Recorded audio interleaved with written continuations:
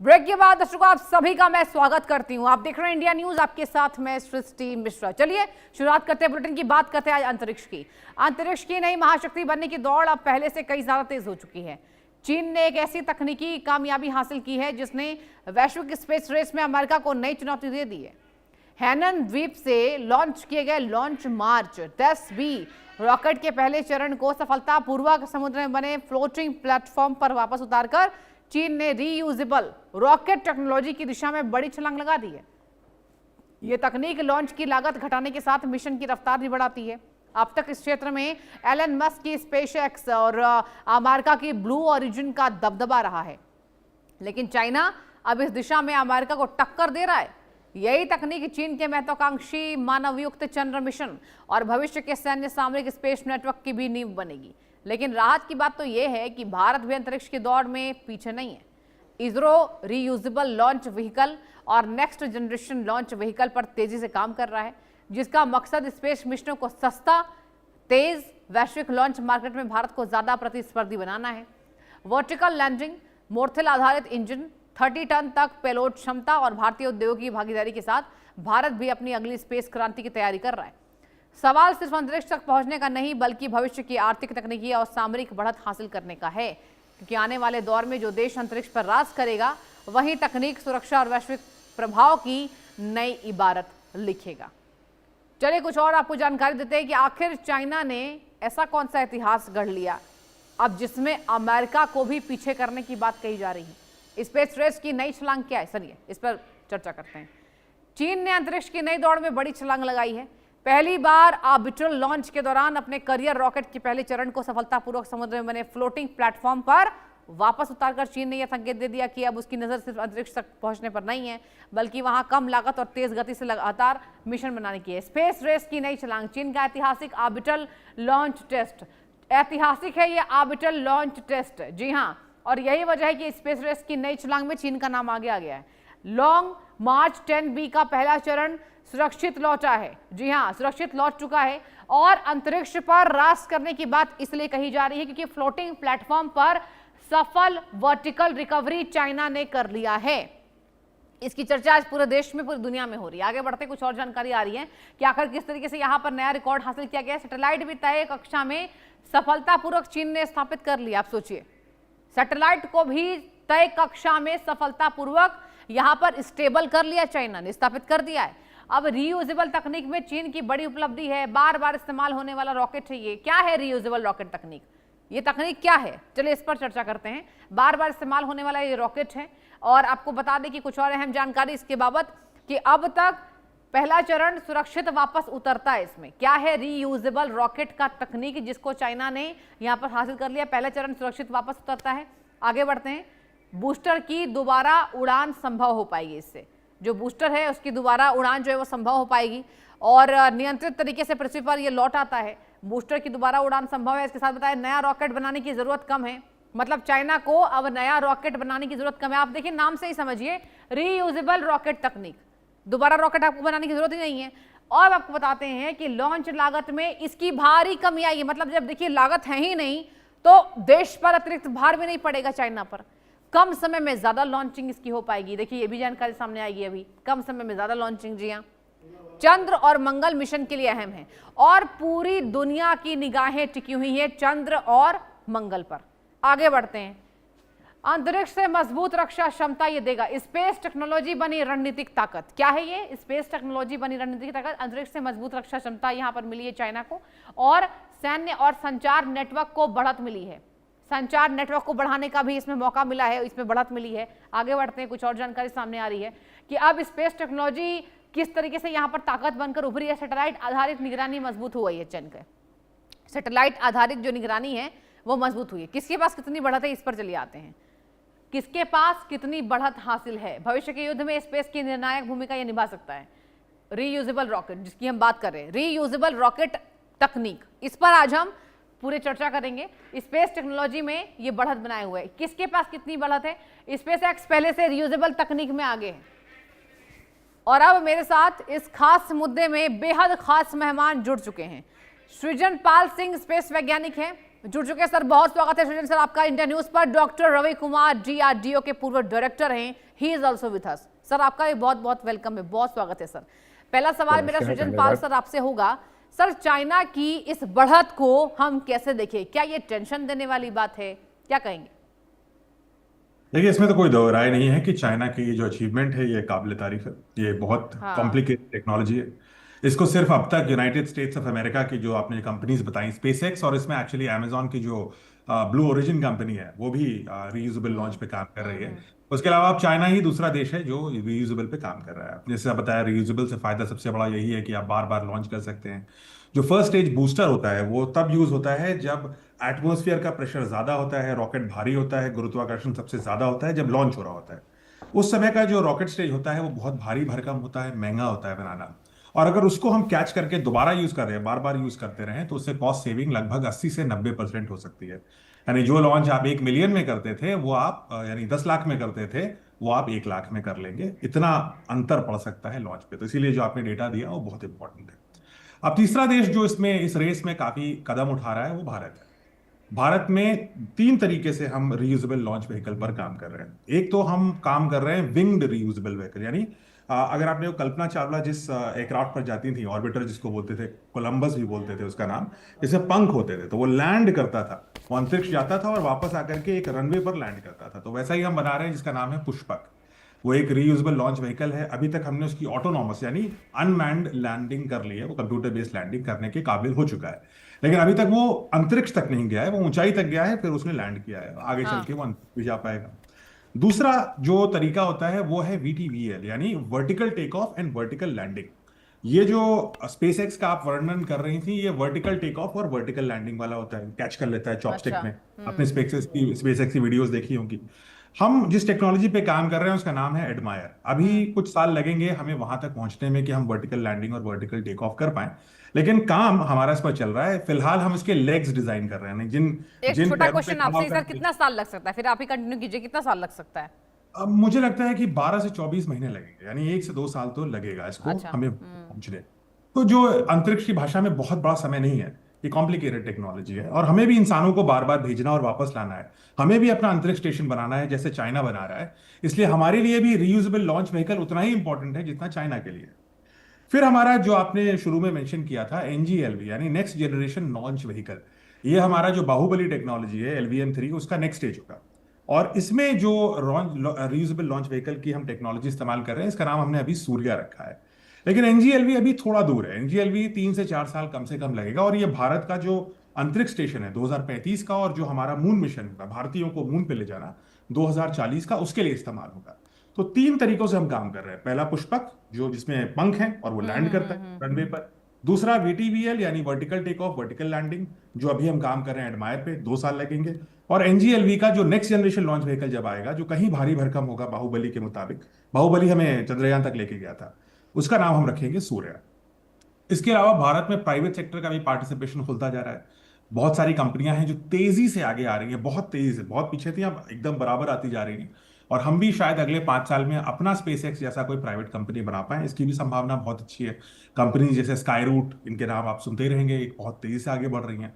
तो ये सारी चीजें हैं। लेकिन एक कैविएट में आपको यहाँ पे एक इंपॉर्टेंट डायरेक्शन जो चाइना के बारे में जानना जरूरी है।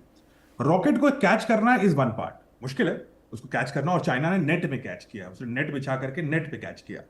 लेकिन उस रॉकेट को जो कैच हो चुका है उसको दोबारा यूज करना भी एक स्टेज है। वो अभी चाइना ने टेस्ट नहीं करी है। उसको जब अच्छा। दोबारा यूज करेगा तब आप कह सकते हैं कि उनका जो रीयूजेबल लॉन्च टेक्नोलॉजी है वो पूरी तरीके से परिपक्व हो चुकी है, सॉलिड हो चुकी है। सो उसके लिए शायद थोड़ा इंतजार करना पड़ेगा, बट चाइना ने ऑब्वियसली एक अच्छा कदम उठाया है अपने लिए। हम भी उसके हम भी ऐसा कदम उठाएंगे और आगे चल के हम भी रीयूजेबल लॉन्च व्हीकल्स बनाएंगे। 2 साल के अंदर इंडिया भी ऐसी चीजों का प्रदर्शन करेगा। जी सर, ये बात तो अच्छी है कि भारत भी सफल तकनीक के द्वारा 2 साल के अंदर यहाँ पर ये सफल परीक्षण कर पाए। Doctor Ravi Kumar is also with us, DRDO के पूर्व डायरेक्टर। सर आपसे भी मैं यही चाहूंगी कि ड्रैगन की जो नीति है ये अमेरिका को सर टक्कर दे रही है, कैसे देख रहे हैं, फ्यूचर कैसा है चाइना का?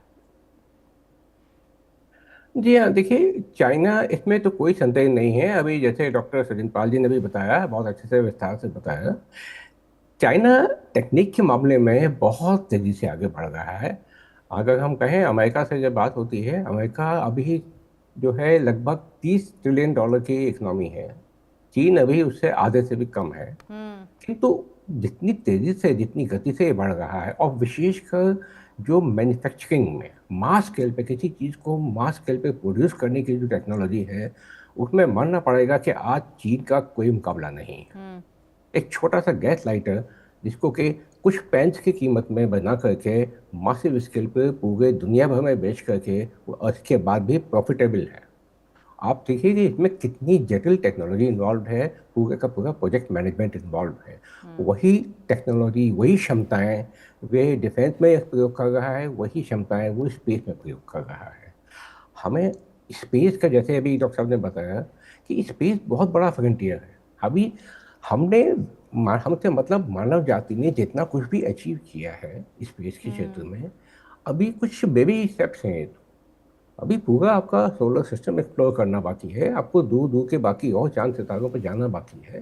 तो ये तो अभी शुरुआत है, लेकिन इसके लिए बहुत भारी भरकम इंफ्रास्ट्रक्चर चाहिए। और इन स्पेस से संबंधित जो स्पेस क्राफ्ट हैं, जो बाकी अन्य उपकरण हैं, उन तमाम को मास प्रोड्यूस कर पाना कम से कम लागत में, इसमें चाइना बहुत तेज़ी से अमेरिका से के चक्कर में आ चुका है ऑलरेडी। अमेरिका की एक स्पेसिस कंपनी है, इन्होंने बहुत अच्छा काम किया। ये जो रीयूजेबल टेक्नोलॉजी है, इसको लेके आगे बने। मैं एक बात और कहना चाहूँगा आपको, ऐसा नहीं है कि भारत इसमें बहुत पीछे था। देखिए, भारत में कई चीज़ों को समय पे बढ़ावा नहीं दिया गया। डॉक्टर कलाम का और हमारे डॉक्टर गोपाला स्वामी एक थे, एयर कॉमोडोर गोपाला स्वामी DRDL के, जिन्होंने प्रोपल्शन पे बहुत काम किया था। पृथ्वी के प्रोपल्शन में उनका बहुत योगदान था। उन्होंने बहुत पहले, लगभग 90 के दशक के अंत में, उन्होंने ये प्रपोजल रखी थी। मैंने उनकी प्रपोजल भी देखी है खुद मैंने, जिसमें उन्होंने ये तमाम चीज़ें प्रपोज की थी कि हम अपने जो बूस्टर्स हैं उनको, और जो पूरे का पूरा बाकी का हिस्सा है, इसको हम वापस रिकवर कर पाएँ। तो अब बाद में जो स्पेस टेक्निक किया, काफ़ी हद तक वो उन्हीं लाइन्स पे था। और यहाँ तक कि मुझे याद है, मैं उस समय जब पहले बार स्पेस एक्स का फेल हुआ था, मैं उनके साथ बैठा हुआ था उनके घर पे, और उन्होंने मुझे बड़े अच्छे से समझाया था कि क्या क्या दोनों में कमियां रह गई और कैसे होना चाहिए था। बहरहाल जो भी है वो इतिहास इतिहास हो गया। भारत ने जो बड़े पैमाने पर शुरुआत की है, बहुत देर में की है, लेकिन तेज़ी से आगे बढ़ रहा है। और हम, जैसा कि बताया, तीनों तरीके से हम आगे कोशिश कर रहे हैं बढ़ने की। चीन का जो टेक्निक है नेट से रिकवर करने का, मैं समझता हूँ ये बड़ी महत्वपूर्ण है। क्यों? क्योंकि अब देखिए, जो स्पेस एक्स यूज़ करता है, लेग इस्तेमाल करता है। लेग इस्तेमाल करने का अर्थ क्या हुआ कि अब इसका ये जो वजन है वो बढ़ जाता है, यानी वो लेग्स पहले से साथ जाएंगे, उसमें एक्स्ट्रा ईंधन लेके जाना पड़ता है, वो भी साथ जा रहा है, और उसके बाद उसको लौटा के लाना पड़ता है। तो हमारा पेलोड कैपेसिटी कम हो जाती है। जबकि चीन ने क्या किया है कि इन भारी भरकम लेग्स को ले जाने की आवश्यकता ही नहीं है, सिर्फ उसमें हुक लगे हुए हैं। और जो जहाज उन्होंने डिज़ाइन किया है, वो उसके अंदर जो केबल्स हैं वो इन हुक को वैसे ही पकड़ लेती हैं। समझिए जैसे कि एयरक्राफ्ट कैरियर पे जब वायुयान लैंड होता है, फाइटर एयरक्राफ्ट लैंड होते हैं, तो उनका हुक एयरक्राफ्ट को पकड़ लेता है। तो ठीक है। वही जगह का ये हॉरिजॉन्टल होता है, ये वर्टिकल किया है। इससे पेलोड कैपेसिटी में और अधिक इजाफा होगा, अर्थात जो उसकी किसी भी पेलोड को अंतरिक्ष में ले जाने की जो लागत है वो बहुत कम हो जाएगी। तो मैं मानता हूँ कि ये एक और नई टेक्निक सामने आई है, हमें इसको भी एक्सप्लोर करना चाहिए। और स्पेस में आके देखिए, हम खाली कमर्शियल लेवल पे इकोनॉमी जो इसकी स्ट्रेंथ है स्पेस को अच्छे से उपयोग में ला पाने की, वो तो उसमें कोई संदेह नहीं है, बहुत अच्छे से अभी बताया भी डॉक्टर साहब ने। लेकिन जो हमारे डिफेंस सिस्टम है, हमारी सिक्योरिटी है, जो रक्षा क्षेत्र है, आप मान के चलिए कि जो अगला बड़ा युद्ध होगा वो ज़मीन पे कम और आकाश में ज़्यादा होगा। और स्पेस का बहुत बड़ा फ्रंटियर है, स्पेस वार, साइबर वारफेयर, और साइबर वारफेयर में भी स्पेस का बहुत बड़ा हाथ है। तो वो सिस्टम, जो कम्युनिकेशन टेक्नोलॉजीज, वो सब के सब उसमें स्पेस का योगदान होता है। और तीसरा क्षेत्र एक और है जो अंडर वाटर है, मैं उसमें नहीं जाता अभी, लेकिन ये वो क्षेत्र हैं जो कि बहुत उन पर काम करने की और तेज़ी से काम करने की आवश्यकता है। और भारत की क्षमताओं के मामले में, ब्रेन के मामले में, दिमाग के मामले में भारत किसी से पीछे नहीं है। आप सब जानते हैं, आप भी जानते हैं कि कोई दुनिया की बड़ी कंपनी ले लीजिए, भारत के वैज्ञानिक वहाँ बैठे हैं और काम कर रहे हैं, तो उसमें कोई संदेह नहीं है। हमें बस अपने एक कंसर्टेड होकर एक अपने एफर्ट को आगे लगातार बढ़ाने की आवश्यकता है, और वो हम कर रहे हैं। ठीक है सर, बहुत बेहतर ढंग से आप दोनों ने समझाया। सृजन पाल सर, मैं आपके पास लौटना चाहूंगी। देखिए, रॉकेट लॉन्च के महज 6 मिनट में बूस्टर का लौटना ये ऐतिहासिक है, और चाइना ने बतौर यहाँ पर प्रेस विज्ञप्ति भी दी है और कहा है कि अब तक के लॉन्चिंग में सबसे बड़ा इतिहास। सर, आपसे मैं ये जानना चाहती हूँ, कितने समय में, जैसे आपने अभी बताया कि भारत की बात की जाए तो आपने बताया 2 साल, अगर मैं चाइना के इतिहास पर जाऊं और चाइना के बारे में बात करना क्योंकि जरूरी है, कितने सालों में सर, कितने समय में चाइना ने ये सफलता हासिल की है, उस पर बात करना बहुत जरूरी है। ये बहुत अच्छा सवाल है। इनफैक्ट डॉक्टर रवि सर ने बताने की भी कोशिश करी आपको कि हाँ ऐसा हाँ नहीं है कि हम ये नया आइडिया है। हाँ। डॉक्टर कलाम और उनकी टीम बहुत साल से, इनफैक्ट मैं तो डॉक्टर कलाम के साथ I worked as an OSD and advisor. Oh, कई दफा कई ग्रेट सर। स्पेस कॉन्क्लेव्स में हमने इस बारे में जिक्र करी है, मैंने किताबें लिखी हैं उनके साथ जिसमें हमने इसके जिक्र करी है कि आरएलवीज चाहिए हमें। हमारा फोकस उस समय, आप अगर मैं पिछले 2 दशक की बात करूं तो उतना आरएलवी में नहीं था। हमारा फोकस इन मिशन पे ज्यादा था कि हम जीएसएलवी बनाएं, हम स्पेस ऑप्टिक्स पे काम करें। लेकिन अब गगनयान मिशन और चंद्रयान मिशन को आगे बढ़ाना है तो हम भी आरएलवी पे काम कर रहे हैं। इंपॉर्टेंट बात है, आपकी सवाल ये था कि चाइना को कितना समय लगा। चाइना ने लगभग 2 दशक का ये मिशन बनाया। अगर आप नोटिस करिए तो चाइना 90s में बहुत पीछे था स्पेस, और उसके बाद चाइना ने धीरे धीरे अपनी स्पेस इंडस्ट्री बढ़ानी शुरू करी है। और करीब 2 दशक का ये एफर्ट है जो प्लानिंग स्टेज से लेकर के एग्जीक्यूशन तक जहां हम अभी पहुंचे हैं। दैट इसका कोई मतलब ये नहीं है कि चाइना ने कुछ, उसकी अचीवमेंट कम हो गई है क्योंकि उसने ज्यादा समय लगाया, ऐसा कुछ नहीं है। सबके फोकस अलग अलग होते हैं। एग्जैक्टली। एक चीज मैं दर्शकों को आपके माध्यम से ये बताना चाहता हूँ कि स्पेस में ये नहीं हमें सोचना चाहिए कि कौन हमसे आगे निकल गया, पीछे निकल गया, बिकॉज ये मल्टी डायमेंशनल रेस होती है। अब जैसे चंद्रयान पे हम साउथ पोल पे हम चाइना से पहले गए, पहले अटेम्प्ट में गए। साउथ पोल पे हम सबसे, ये तिरंगा सबसे पहले लहराया। चाइना का आरएलवी, जैसा डॉक्टर रवि सर बता रहे थे कि वो नेट की टेक्नोलॉजी में नंबर 1 है, वो अव्वल टेक्नोलॉजी है उनकी। उन्होंने एक नई टेक्नोलॉजी ईजाद करी। तो हर देश, भारत, चीन और अमेरिका, ये 3 देश हैं जो मैं कह सकता हूँ, क्योंकि रशिया आजकल थोड़ा पीछे हो गया है, वो युद्ध में ज्यादा बिजी है, उतना फंडिंग नहीं कर पाता वो अपने स्पेस मिशन में। लेकिन India, China and Russia, India, China and USA, ये 3 देश हैं जो अग्रणी कहे जा सकते हैं स्पेस के मामले में। और इन तीनों में कुछ ना कुछ खूबियां हैं। यूएसए की अपनी खूबियां हैं, भारत की अपनी खूबियां हैं, चाइना की अपनी खूबियां हैं। हम एक दूसरे से रेस भी करते हैं, लेकिन हम एक दूसरे से सीख भी सकते हैं। तो ऐसा ही नहीं है कि सब बिल्कुल एंटी एक दूसरे के हैं। तो मैं ये कहना चाहता हूं कि इससे हम सीखेंगे, हम भी बना रहे हैं। हो सकता है जब 2 साल बाद हमारी एडमायर टेक्नोलॉजी आप देखें, vertical landing and vertical take off वाली, वो इससे भी बेहतर होगी, क्योंकि हम सबसे कम कॉस्ट पे करते हैं और हमारी रिलायबिलिटी सबसे ज्यादा होती है। तो इसलिए हो सकता है कि हम उनको भी पीछे छोड़ दें 2 साल बाद। तो इसलिए इसमें बहुत चिंतित होने की बात नहीं है। हम अपने मिशन पर फोकस्ड हैं। 3 डायरेक्शन से हम अटैक कर रहे हैं इस प्रॉब्लम को, रीयूजेबल लॉन्च व्हीकल की। 2-3 साल में आपको रिजल्ट्स देखने शुरू हो जाएंगे, और फिर भारत भी उसी कैटेगरी में पहुंच जाएगा जो आरएलवीज इस्तेमाल करने वाले देश हैं। सर, ये आपने बहुत बेहतर तरीके से समझाया कि घबराने की जरूरत इसलिए नहीं है क्योंकि स्पेस मिशन में केवल अभी 3 कंट्रीज जो है ज़्यादा यहाँ पर परीक्षण कर रहे हैं, एक्सपेरिमेंटल तौर पर आप कह सकते हैं कि America, China and India. Sir, Bharat का नाम आना यही गौरवान्वित करने वाला है। मैं डॉक्टर रवि कुमार सर से भी यही सवाल का जवाब चाहूंगी, क्योंकि देखिए आपने एक बहुत अच्छा पॉइंटर जो है वो रेस किया है और दर्शक इससे खुश होंगे। सर, आपसे मैं पूछना चाहती हूँ कि अगर स्पेस मिशन की बात की जाए, कितना ज्यादा भारत सशक्त है? देखिए, भारत अपने आप में इस क्षेत्र में, आप हम चीन से बहुत पहले से काम करते आ रहे हैं। मैं अच्छा। किसी से कंपेयर नहीं करना चाहता, लेकिन हाँ, सृजन पाल क्योंकि सर ने कहा कि 90s में चाइना इतना एक्टिव नहीं था, उसके बाद से लगातार हाँ, चाइना की तैयारी बढ़ी है। हाँ जी हाँ, हमारे देश में डॉक्टर विक्रम साराभाई ने आज़ादी के ट्रांसफर ऑफ पावर के बहुत जल्दी ही, वो बाहर विदेश में तो काम करते थे, बहुत बड़े इंडस्ट्रियलिस्ट भी थे और साइंटिस्ट भी थे, और उन्होंने 48 में उन्होंने आकर के काम करने की शुरुआत करने की कोशिश की थी। और जब उन्होंने खुद की अपनी फंडिंग लगा के उन्होंने कुछ इंस्टीट्यूशंस की शुरुआत की, हमने वहाँ से स्पेस का शुरुआत किया है। और उसके बाद आप देखिए कि 70 के दशक में हमने छोटे छोटे रॉकेट बना के भेजे हैं। हमें अपने जो आवश्यकताएं हैं, भारत का हमेशा फोकस रहा है कि हम उससे जो भी टेक्नोलॉजी में आगे बढ़ते हैं, अपने देश की, अपने देशवासियों की भलाई के लिए उसमें कहाँ से हमें क्या मिलेगा। तो हमारा पूरा जो फोकस रहा है वो इस बात पे रहा है। हमने स्पेस अंतरिक्ष का जो हमने सफलताएं हासिल की, हमने उसमें अपनी जो खेती बाड़ी है वहाँ कैसे हम अपना उसको अधिक उन्नत कर सकते हैं, हमारे जो मिनरल रिसोर्सेज हैं उनको ढूंढने में क्या मदद हो सकती है, उनका ऑप्टिमम यूटिलाइजेशन कैसे हो सकता है। फिर बाद में आगे आकर के हमने इसको अंतरिक्ष के लिए भी और कम्युनिकेशन के लिए हमने इसको इस्तेमाल करने की कोशिश की। हमने अपने सैटेलाइट भेजे जिनके माध्यम से हमने अपना कम्युनिकेशन टेक्नोलॉजी, हमारी खुद की अपनी, आज हम किसी पर निर्भर नहीं हैं।